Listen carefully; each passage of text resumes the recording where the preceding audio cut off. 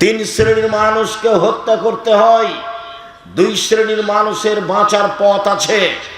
তিন শ্রেণীর মানুষকে হত্যা করতে হয়, দুই শ্রেণীর মানুষের বাঁচার পথ আছে।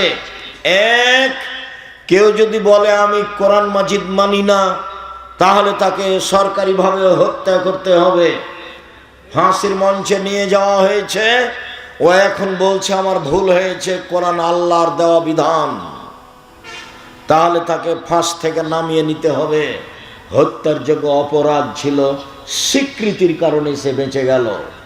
দুই, আপনি আমাকে হত্যা করেছেন, আমার বাপ মা আপনাকে হত্যা করে নিবে, তার নাম কেসাস। তবু আপনার বাঁচার পথ আছে। আপনাকে ফাঁসির মঞ্চে নিয়ে যাওয়া হয়েছে, গলায় ফাঁসও দেওয়া হয়েছে। আমার বাপ মা ছুটাছুটি করে বলছে আমরা মাফ করে দিলাম, আমরা মাফ করে দিলাম, আমরা কেসাস নিব না, তাহলে আপনার আর ফাঁসি হবে না। তিন, বিবাহ করার পরে যদি কেউ জেনায় লিপ্ত হয়, তাহলে তাকে পৃথিবীতে বাঁচিয়ে রাখার কোনো পথই নেই। কিয়ামত পর্যন্ত কোনো পথ বেরো হবে না। বিবাহ করার পরে যদি কেউ জেনায় লিপ্ত হয়, তাহলে তাকে পৃথিবীতে বাঁচিয়ে রাখার কোনো পথ নেই, পুরুষ হোক আর নারী হোক। জেনা মহাপাপ, জেনা মহাপাপ, জেনা মহাপাপ। এর পরেও যদি তার বিচার না হয়, সে যদি রাতের অন্ধকারে দিনে কোনো জায়গায় নির্জনে বসে আল্লাহকে বলে আমি ভুল করেছি, আমি অপরাধী, আস্তাগফিরুল্লাহ ওয়া আতুবু ইলাইহি, আমি আল্লাহর কাছে ক্ষমা ভিক্ষা চাই, তার কাছে ফিরে যেতে চাই, আস্তাগফিরুল্লাহ আল্লাযী লা ইলাহা ইল্লা হুয়াল হাইয়ুল কাইয়ুম ওয়া আতুবু ইলাইহি, রব্বিগফিরলি ওয়া তুব আলাইয়া ইন্নাকা আনতাত তাওয়াবুল গফুর, আল্লাহুম্মা আনতা রাব্বি লা ইলাহা ইল্লা আনতা খালাকতানি ওয়া আনা আবদুকা ওয়া আলা আহদিকা ওয়া আদিকা মাসতাতাতু আউযু বিকা মিন শাররি মা সানাতু আবু লাকা বিনিমাতিকা আলাইয়া ওয়া আবু বিযামবি ফাগফিরলি ফাইন্নাহু লা ইয়াগফিরুয যুনুবা ইল্লা আনতা।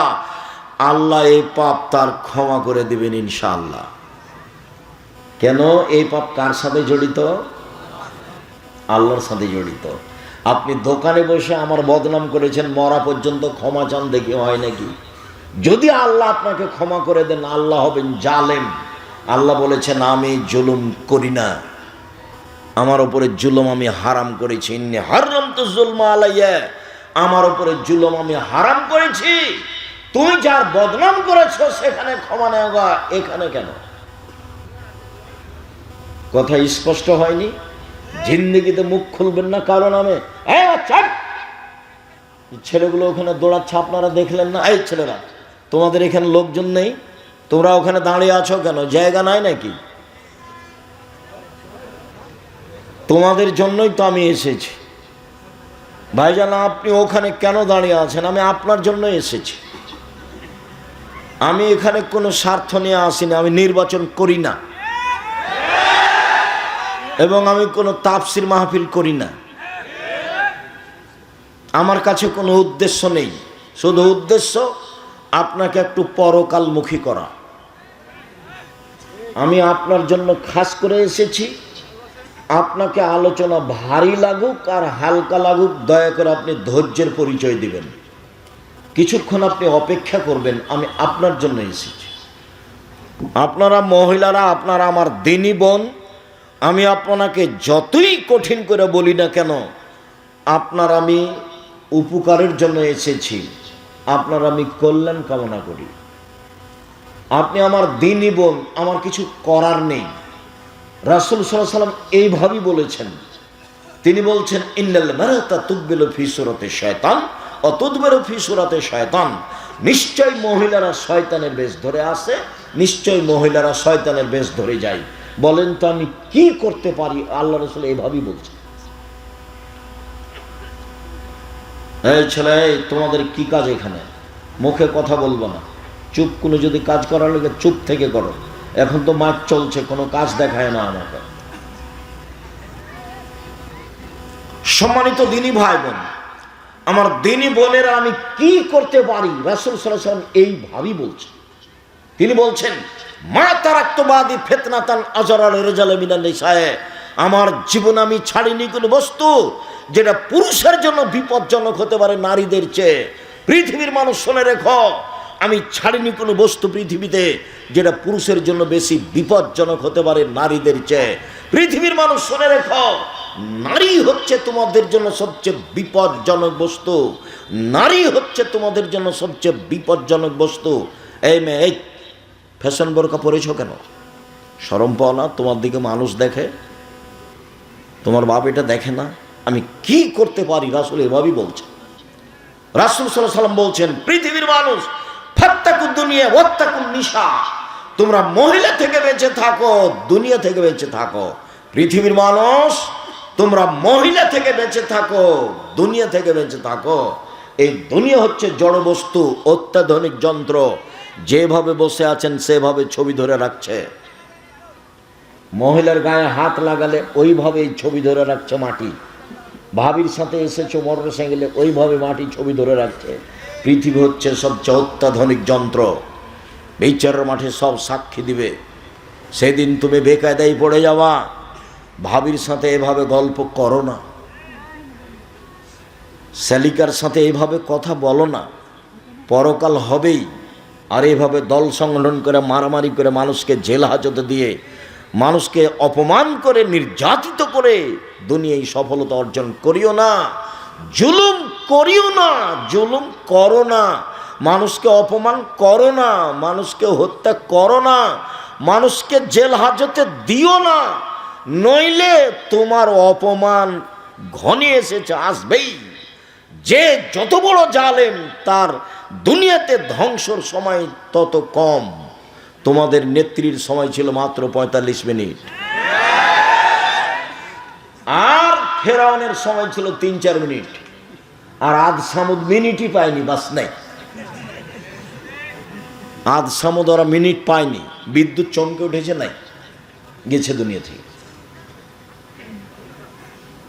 জুলুম করো না, এভাবে মানুষের বিরুদ্ধে যায়ও না, দল সংগঠন করে মানুষের বদনাম করো না, গীবাত করো না। আমি আব্দুর রাজ্জাক বিন ইউসুফ আপনার বাড়ির মানুষ, আমি আপনাকে কাছে থেকে বলছি, আমি আপনার ঘরের মানুষ, আপনাকে আমি ভাই মনে করে বলছি, দেশের লোক মনে করে বলছি। নিজের জন্য যেমন বাঁচা চাই, আপনার জন্য আমি তেমন বাঁচা চাই। উপস্থিত বৈঠকের মহিলারা শোনেন, আপনি উল্টা বুঝিয়েন না। আপনার নেতা যা বলেছে, আমি যা বলছি আমারটাই ঠিক, এ কথাই ঠিক, এ কথাই ঠিক, এ কথাই ঠিক। জাতির যদি রাস্তাঘাট করে দিতে না পারি, জাতির যদি স্কুল কলেজ করে দিতে না পারি, জাতিকে চূড়ান্ত সঠিক ধর্ম দিতে পারবো ইনশাআল্লাহ। ধর্মের ব্যাপারে জাতিকে ফাঁকি দিয়ে পরকাল হারাতে না জেনই। শুনুন, আপনি কটাক্ষে চোখে দেখবেন আর হাঁটবেন, এটা আমি চাইনি। আপনি দিনীবন যেভাবে বৈঠক করছেন, এই বৈঠক রাসূলের বৈঠক নয়। আপনি ভুল বুঝেছেন। কোরআন মাজিদের গায়ে যদি মিথ্যা কথা লেখা থাকে, ৩৫ বছর থেকে দেখাচ্ছি, কতদিন থেকে? ৯০ সাল থেকে দেখাচ্ছি। কোরআনের গায়ে যদি পাতা পাতা মিথ্যা দোয়া লেখা থাকে, পরের পৃষ্ঠা আছে, এক পৃষ্ঠা একটা বাক্য রাসূলের নয়। ৩৫ বছর থেকে বলছি, ৯০ সাল থেকে বলছি। কোনো মায়ের বেটা প্রমাণ করতে পারে যেটা রাসূলের বাক্য? কোরআনের গায়ে যদি মানুষ মিথ্যা কথা লিখতে পারে, ধর্মের বহির্জগতে মানুষ মিথ্যা কথা বলবে? কোরআন মাজিদ খুলে মানুষ বলছে, দেখেন আল্লাহ বলছে মিলাদ করতে হবে। নবী মিলাদ করলেন না, সাহাবী করলেন না, তাবেই করলেন না, পৃথিবীর কোনো বড় বিদ্বান করলেন না। আর এখন মাওলানা সাহেব দেখাচ্ছে, এ দেখেন আল্লাহ বলছে মিলাদ করতে হবে। দেশের শতকরা ৯৫ জন বক্তা মিথ্যুক, এ কথাই ঠিক। আপনি খালি বলেন না যে দেখেন আপনি আমার বক্তার মিথ্যা কথা দেখেন, তো খালি বলেন না সাহস করে, তারপর আমি দেখছি। দেশের শতকরা ৯৮ জন মুফাসসির মিথ্যুক, ধর্মের নামে মিথ্যা কথা বলছে। আপনি বই পড়েন না, আমি তো চেষ্টা চালাচ্ছি আপনার সাথে থাকার, প্রতিষ্ঠান দিয়ে, কলম দিয়ে, মিডিয়া দিয়ে সব সময় চাচ্ছি। মনে বড় স্বাদ, এই দেশের মাটিতে আমি উন্নত মানের প্রতিষ্ঠান গড়বই ইনশাআল্লাহ, যেখানে ছেলে মেয়ে বাংলা, ইংরেজি, আরবি উন্নত মানের শিক্ষা অর্জন করে জাতির অন্যায়ের বিরুদ্ধে লড়বে, মুখে কলমে মিডিয়ায় লড়বে ইনশাআল্লাহ। জীবন বাজি রেখে চেষ্টা চালিয়ে যাচ্ছি এবং তারা লড়ে যাচ্ছে। মুখে আছি, মিডিয়াতে আছি, কলমে আছি, দিন রাত আছি, কোন জায়গাতে জেনে শুনে সজ্ঞানে সরিষা সমপরিমাণ স্বার্থের আশ্রয় নিনি। উপরওয়ালা দেখছে 90 সাল থেকে না আজ পর্যন্ত একটা বাক্য স্বার্থে বলিনি। কোনো স্বার্থ নেই এখানে, স্বার্থ একটাই, আল্লাহকে সন্তুষ্ট করা, আপনাকে পরকালমুখী করা। যেহেতু মরতেই হবে এটা আপনি বুঝছেন, তারই মানে পরকালমুখী। কেন আপনি ও দোকানে বসে আড্ডা পিটা মানুষের বদনাম করেন? আপনি কি বুঝেন? আপনি কেন বললেন যে ওই চেয়ারম্যান খারাপ? মুখ খুললেন কেন? সাংবাদিক, তুমি কি বুঝো যত কথা লিখেছো তার জবাব কি হবে? এই ছেলে, তোমাকে বলি, তোমার বন্ধু সাংবাদিক, শুনে যাও, তাকে বলে দিও, এদিকে দেখো, রাসূল সাল্লাল্লাহু আলাইহি ওয়াসাল্লাম বলেছেন, মান সাতারা মুসলিমান সাতারাহুল্লাহ ফিদ দুনিয়া ওয়াল আখিরা। কেউ যদি মুসলমানের দোষ ত্রুটি ঢেকে রাখে, তাহলে আল্লাহ ওই লোকটার দোষ ত্রুটি দুনিয়াতেও ঢাকবেন, কিয়ামতের মাঠেও ঢাকবেন, ঢেকে দিবেন। আর একটু দেখো, যে কারো বদনাম করবে না, পেপার পত্রিকায় কারো কথা লিখবে না, মুখ খুলবে না কারো ব্যাপারে, তাকে আল্লাহ বিচারের মাঠে নিয়ে আসবেন, নিয়ে এসে অন্য থেকে বাহু দিয়ে ঢেকে নেবেন, কেউ যেন দেখতে না পায়। নিজে আল্লাহ নিয়ে তার খাতাটাকে দেখাবেন, দেখো তো এই পাপ তুমি চিনতে পারো, দেখো তো এগুলো পাপ চিনতে পারো, জি এগুলো আমারই পাপ। তো তুমি কি আমাকে কিছু বলতে চাও? জি না, আমি কিছু বলতে চাই না। তো তুমি কি মনে করো যে আমার ফেরেশতারা অন্যায় লিখেছে? জি না, সেটা আমি মনে করি না। তখনও বুঝবে যে আমার নাম, আমি জাহান্নামে চলেই গেছি। তখন আল্লাহ বলবেন, দেখো তোমার একটা স্বভাব ছিল, খাসলত ছিল মানুষের দোষ ত্রুটি ঢেকে রাখা। তুমি যদি মানুষের দোষ ত্রুটি গোপন রাখতে পারো, আমি আল্লাহ তোমার দোষ ত্রুটি গোপন রাখতে পারি না। যাও, তোমার বিচার হবে না, মাফ করে দিলাম তোমাকে, তুমি জান্নাতে চলে যাও। গুণ কি গুণ বলেন তো, কি গুণ? মুহাম্মদ সাল্লাল্লাহু আলাইহি ওয়াসাল্লাম কিভাবে দেশ ঢেকে রাখতেন সেটা আমি একটু পরে বলছি। আমি একটু বুঝাই, গীবাত কাকে বলে, বদনাম কাকে বলে, সুদ মহাপাপ, জেনা মহাপাপ, সুদ মহাপাপ। রাসূল সাল্লাল্লাহু আলাইহি ওয়াসাল্লাম বলছেন, মায়াকুল দিরহাম রিবা ওয়া আলাম আসাদ মিন সিত্তাতি সালাসিনা জিনিয়া। কেউ যদি জেনে শুনে 1 টাকা সুদ খায়, 36 বার জেনা করে যত পাপ হবে, 1 টাকা সুদ খেলে তার চেয়ে বেশি পাপ হবে। যেটা মানুষ দিনরাত করছে। কিস্তি তুলেছেন কেন? এই ছেলে, তোমার মা কিস্তি তুলেছে কেন? খালা বলে ডাকতে বলো না যে তোমার এটা খাবো না, প্রয়োজন আমি ভিক্ষা করে খাবো। ভিক্ষা করে খাওয়া কেন? মানুষের বাড়িতে কাজ করে খাওয়া। আমি ভিক্ষা করার কথা বলি তোমার বাপকে খাটো করার জন্য। তোমার বাপ তোমার জন্য কেন যৌতুক নিবে কেন? তখন আমি কষ্ট পেয়ে বলেছি, বাপ বেটা ভিক্ষা করে খাও। যৌতুক নিয়েছো কেন? আগামীকাল সন্ধ্যা হতে হতে যৌতুক ফেরত দিতে হবে। দিন মজুরি করে থাকো, মোটরসাইকেল নিলে কেন? বলে আমাকে খুশি হয়ে দিয়েছে। বেটা, তোমার শ্বশুর মোটরসাইকেলটা ফকিরকে দেয় না কেন? তাহলে তো বোঝা যায় খুশি হয়ে দেয়। তোমার স্বভাব খারাপ, তোমার বাপেরও স্বভাব খারাপ। পরের দেওয়া মোটরসাইকেলে গড়ে বেড়াও আর এগুলো বদনাম করে বেড়াও। দেখি আব্দুল্লাহর শ্বশুর বলুক তো দেখি, আব্দুল্লাহর শ্বশুর, আব্দুর রহমানের শ্বশুর, আব্দুর রহিমের শ্বশুর, বাবার ক্ষমতা নাই আমার সামনে মুখ খুলতে পারে? মুখ খোলার সাহস রাখে না, মানে ওর ধারে কাছে যেতে পারবে না। বিশ্বাস করো, আল্লাহর অশেষ রহমত, আমি আমার জীবনে কোনোদিন সভাপতি, সেক্রেটারি, মসজিদের কে দায়িত্বশীল তাকে হিসাব করে আমার জীবনে আমি কোনোদিন একটা বাক্য বলিনি। আমি আমার মতো বলি। সুলি হবে না ফাঁসি হবে সে বিবেচনা আমি কোনোদিন করিনি। আমি মুসলিম চির রণবীর, মরণকে করি না ভয়, মরলে শহীদ বাঁচলে গাজী, উভয়ই সমান, মরলেও জান্নাত বাঁচলেও জান্নাত, উভয়ই সমান। পিছনে হটে কোনোদিন কথা বলার প্রয়োজন মনে করিনি। আমার মনে হচ্ছিল সারা বাংলাদেশে আমি একাই আছি যে করোনার 5 পয়সা দাম দিই না। বিমানবালা মেয়েটা বলছে মাস্ক লাগান, আমি যে ধৈর্য ধারণ করো, মাস্ক লাগান, যে ধৈর্য ধারণ করো, মাস্ক লাগান, ধৈর্য ধারণ করো। খুব যখন বাড়াবাড়ি বলছে তখন আমি বলছি তোমার মালিকের তোমাকে চাকরি দেওয়া ঠিক হয়নি। আমি যখন উঠি বিমানে তখন আমার মুখে মাস্ক ছিল না, তুমি দেখনি আমাকে উঠালে কেন? আমি আব্দুর রাজ্জাক বিন ইউসুফ মাস্ক দিয়ে ভাগ্য বাড়াতে রাজি নই, যা হবে হবে। ঢাকাতে এক লোককে দেখতে গেছি, তো ওর ছেলে আর মেয়ে দুইজন আছে। তো আমাকে বলছে, হুজুর ভিতরে যান না, দয়া করে ভিতরে যান, এভাবে বলছে, হুজুর দয়া করে ভিতরে যান না, আমার আব্বার পাশে যান না। বলছি, দেখো তোমার বাপের গায়ে হাত দিয়ে দুয়ো পড়ে যাব, যদি মরে যায় আমি করোনায়, তাহলে আমি বলবো না তোমার বাপের কারণে মরেছি, এটা আমি বলবো না। আমি বলবো পৃথিবী সৃষ্টির 50,000 বছর পূর্বে আমার নামে করোনা লেখা হয়েছিল, তাই আজকে ধরেছে, এটা আমি বলবো। কেন? রাসূল সাল্লাল্লাহু আলাইহি ওয়াসাল্লাম বলেছেন, যেদিন পৃথিবী সৃষ্টি করেন আল্লাহ, তার 50 বছর আগে মানুষের 4টে জিনিস আল্লাহ লিখে দিয়েছেন। এক, হায়াতাহা, তার জীবন, মাউতাহা, তার মরণ, ও রিজকাহা, তার রুজি, ও মাসাইবাহা, তার রোগ ব্যাধি, করোনা। 4টে জিনিস লেখা হয়েছে। তোমার মায়ের পেটে আসা কত আগে? পৃথিবী সৃষ্টির 50,000 বছর আগে।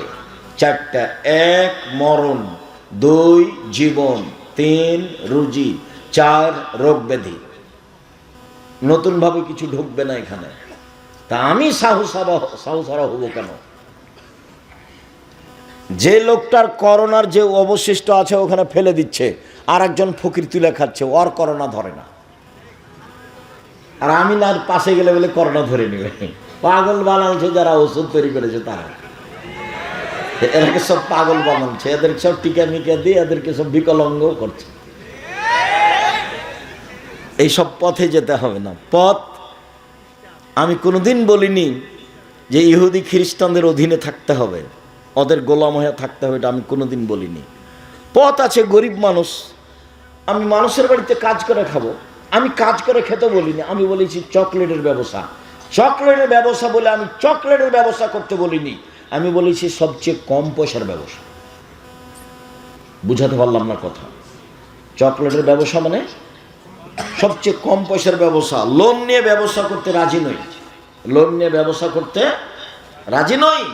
রাসূল সাল্লাল্লাহু আলাইহি ওয়াসাল্লাম প্রত্যেক সালাতে সালাম ফেরার পূর্বে বলতেন, ওয়াউযু বিকা মিনাল মাসামি ওয়াল মাগরাম, তোমার কাছে বাঁচতে চাই বড় পাপ হতে, তোমার কাছে বাঁচতে চাই ঋণ কর্জ হতে, তোমার কাছে বাঁচতে চাই বড় পাপ হতে, তোমার কাছে বাঁচতে চাই ঋণ কর্জ হতে, তোমার কাছে বাঁচতে চাই বড় পাপ হতে, তোমার কাছে বাঁচতে চাই ঋণ কর্জ হতে। আল্লাহ রাসূল এভাবে বলতেন সালাম ফেরার পূর্বে। আর আল্লাহ রাসূল বলতেন, এই শোনো, এই জানাজা এ লোকের ঋণ আছে নাকি? বলে জি আছে। তা আমি গেলাম। আল্লাহ রাসূল ঋণ থাকা লোকের জানাজা পড়াতেন না, ওর জানাজাই নেই। তোমার বাপ ব্যাংকে ঋণ নিয়ে ব্যাংকের চাকরি করে, লোন পেয়েছে 50 লক্ষ দিয়ে বাড়ি করেছে, লিফট দেওয়া আছে, তোমরা সবাই উঠছ আর নামছ, খুব খুশি, তোমার মা খুশি, তুমিও, তোমার বোনও খুশি, সবাই মিলে খুশি। তো তোমার বাপের জানাজা হবে না যে? বলে মুন্সিকে দেখ করে নিও। দুনিয়া তো এরকমই, মুন্সিকে দেখ করে নিতেই পারো। 5,000 50,000 টাকা দিলে আমাকে বলিও তো একটা, আমি কাছে আছি, আব্দুল রাজ্জাক সাহেব আমার আব্বার অনেক টাকা আছে ব্যাংকে, 5 কোটি টাকা দিব, আপনি জানাজাটা করে দেন। আপনার জামিয়া সালাফে বলিও দেখি। শোনো, মরে গেছেন, ওর গায়ে ওর হাতে এখনো একটা ভ্যানিটি ব্যাগ আছে, ওটা কেন ওর তার সাথে? ওটাই কেন? ও কেন বাজারে যায়? ও কেন এভাবে চলে? ও কেন কাপড় কিনতে যাবে? ওর বাপ মরেছে, ওর শ্বশুর মরেছে, ওর ভাই মরেছে, ওর বোনের ছেলে মরেছে, ওর ভাইয়ের ছেলে মরেছে, ওই একাই দুনিয়াতে থাকে, ও যায় কেন? ওর শরম হয় না কেন? ওর হায়া হয় না কেন? ওর লজ্জা হয় না কেন? ওর শরম হয় না কেন? এর ইতস্তবোধ হয় না কেন? ও নিজেকে মনে করে না কেন যে আমি মহিলা? নিজে মনে করে না কেন? কেন মনে করে না? আয়েশা রাদিয়াল্লাহু তাআলা আনহা বলেন, আমি পায়খানা টয়লেটে গেছিলাম দূরে, এসে দেখছি জনগণ সব চলে গেছে, আমি এখন একাই, আমি বসে আছি। সাফনা মানে মুআত্তাল আমাকে দূর থেকে দেখে বুঝতে পেরেছেন। তিনি আমাকে দেখে চিনলেন কি করে? পর্দার আয়াত নাজেল হওয়ার আগে তিনি আমাকে দেখেছিলেন। আমি ছিলাম হালকা পাতলা মেয়ে।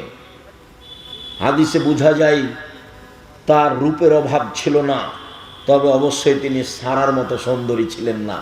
পৃথিবীর সবচেয়ে সুন্দরী মহিলা হচ্ছেন ইব্রাহিম আলাইহিস সালামের স্ত্রী সারা।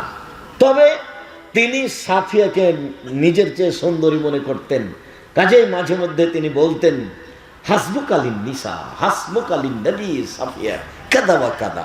আপনি সাফিয়ার অত সুন্দরী গুণ বলেন কেন? যে সাফিয়া সুন্দরী মহিলা, সাফিয়া এই মহিলা, আরে সাফিয়া তো একটা খাটো মহিলা, আপনি তার এত প্রশংসা করেন কেন? এইটা আয়েশা রাদিয়াল্লাহু তাআলা বলেন এবং বুঝতে পারতেন যে সাফিয়ার কিছুটা সুন্দরী গুণ আমার চেয়ে বেশি আছে, এটা তিনি আঁচ করতেন। যখন এভাবে বলেছেন, আরও তো একটা খাটো মহিলা, আপনি তার প্রশংসা করছেন, তখন আল্লাহ রসুল বলছেন, হে আয়েশা লাকাদ কুলতে কালিমাতাল্লাহ মাজাজাত বিহাল বাহরুল মাজাজাতহু। আয়েশা, তুমি যেই কথা বললে, এই কথা যদি সাগরে ফেলে দেওয়া হয় তাহলে সাগরের পানি ঘোলা হয়ে যাবে। তুমি খাটো বলেছ, বদনাম হয়েছে, সেটা আমার পরের কথা।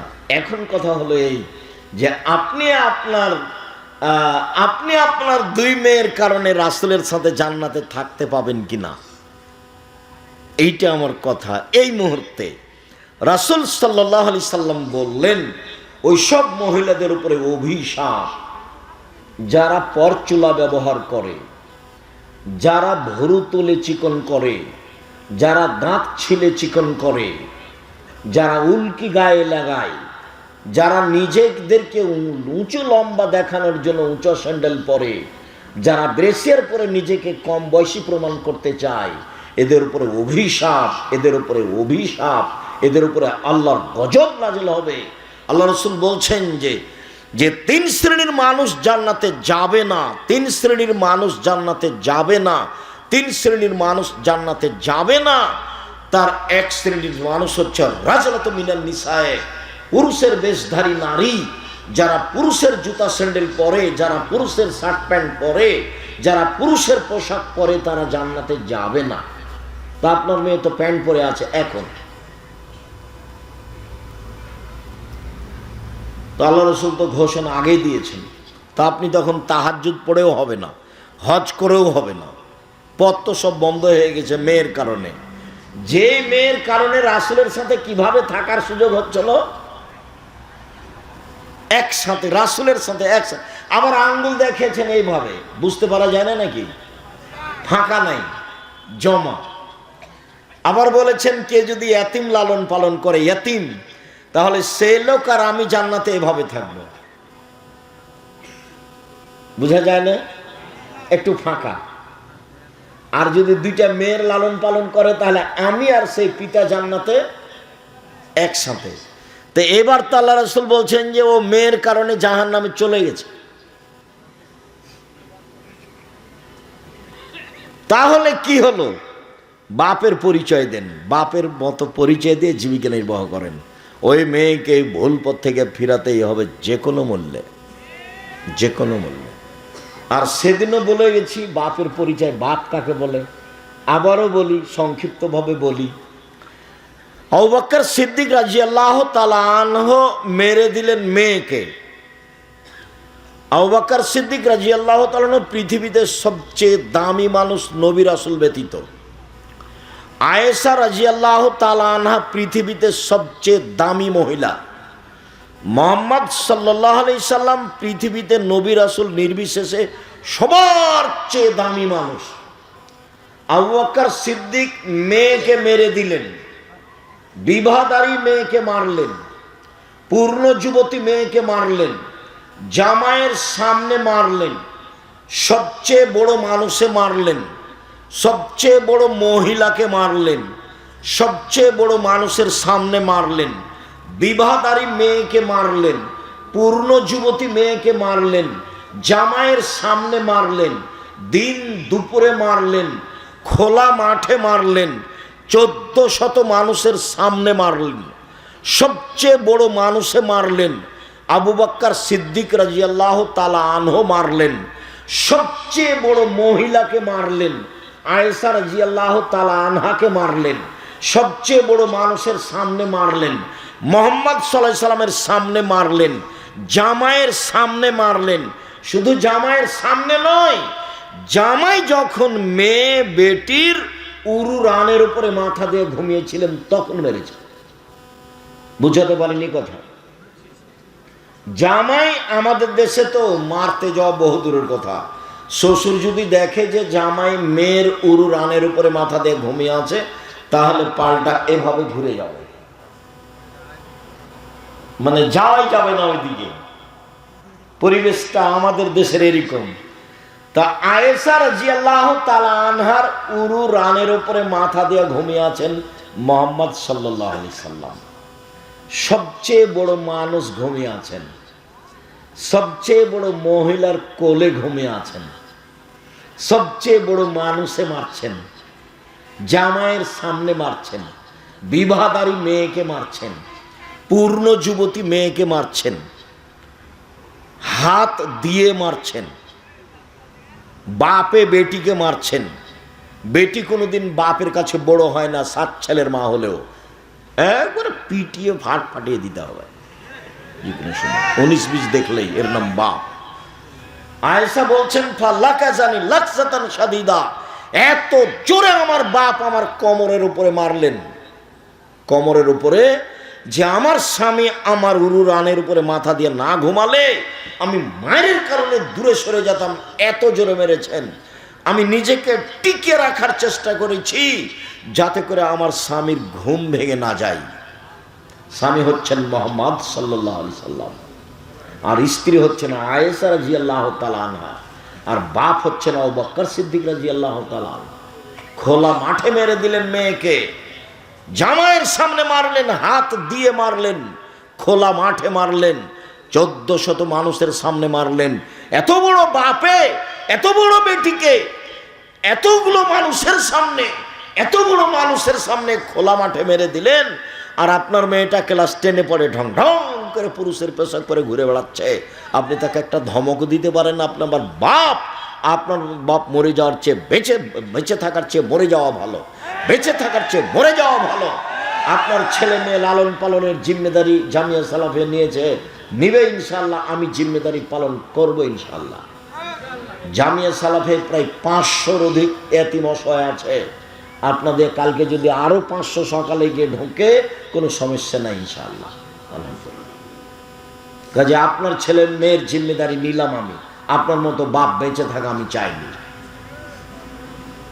তা আপনি কি করবেন? আপনি আবু বকর সিদ্দিক হন, পিটিয়ে ঠিক করতে হবে। বিবাহদারী মেয়েকে জামাইয়ের সামনে আবু বকর সিদ্দিক মারতে পারেন, আপনি ধমক দিতে পারেন না?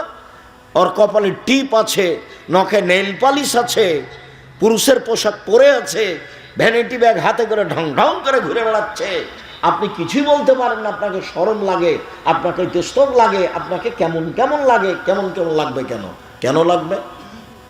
কেন লাগবে? হিন্দু মেয়েরা কপালে টিপ দেয়, আপনারটা দিল কেন? ওইভাবে আসকারা মাস্কারা মুখে চোখে লাগিয়ে মানুষের সামনে ঘুরে কি করে? রিক্সাওয়ালাকে দেখানোর জন্য রিক্সায় উঠে? রিক্সাওয়ালা কি স্বামী?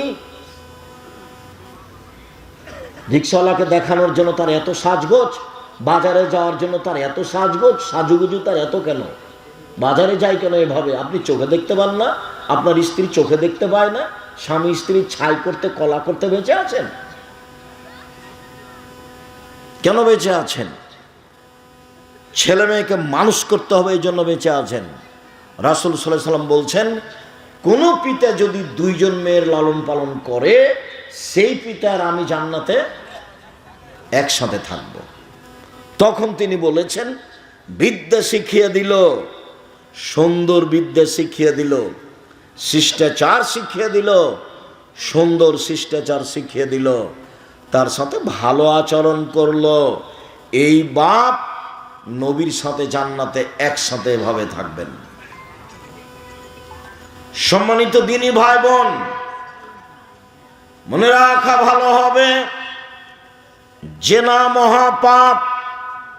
রাসূল সাল্লাল্লাহু আলাইহি সাল্লাম বলেন, অবিবাহিত ছেলে মেয়ে জেনা করলে 100 লাঠি পিটিয়ে এলাকা থেকে তাড়িয়ে দিতে হবে 1 বছরের জন্য।